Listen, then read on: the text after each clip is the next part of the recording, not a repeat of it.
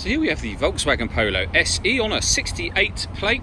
I'm going to start off by showing you around the outside of the car, and then we'll hop in and run through some controls on the inside.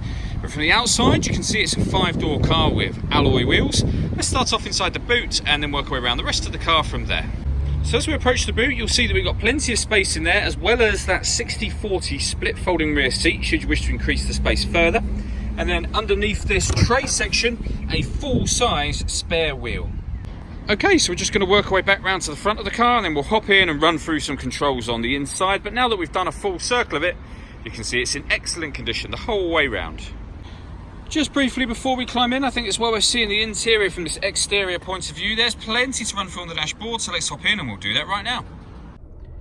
Okay, so now that we're inside the car, we're going to start with the dials. On the left-hand side, we have the rev counter, and on the right-hand side, the speedometer and fuel gauge. In the middle, you can see the total miles for this car, which are 1,884.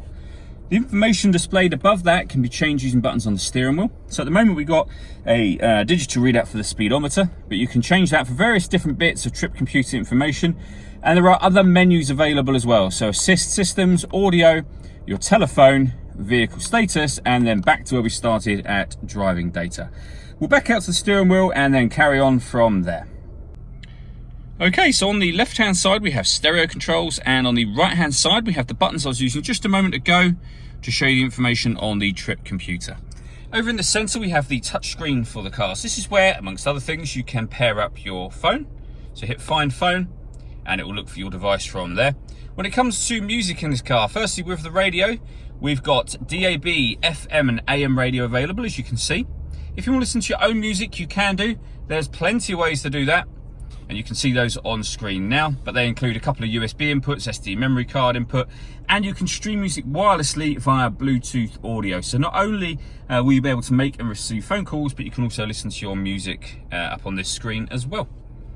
Working our way down, we've got the air conditioning. So you can select the temperature, fan speed, direction of the air here.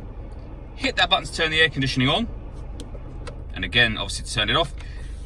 That one will recirculate the air that's in the car. That's a great way of heating it up or cooling it down quickly, depending on the temperature you set on this dial here, of course, and you can turn either of those off just as easily as you turn them on.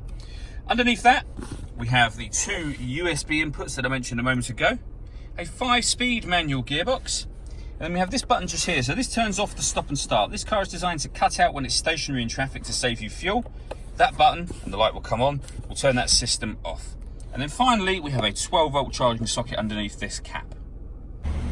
All that leaves me to say is thank you for taking the time to watch this video. If you'd like to come and see the car in person and have a test drive, please feel free to call any of our MJA sites. We'd love to hear from you soon.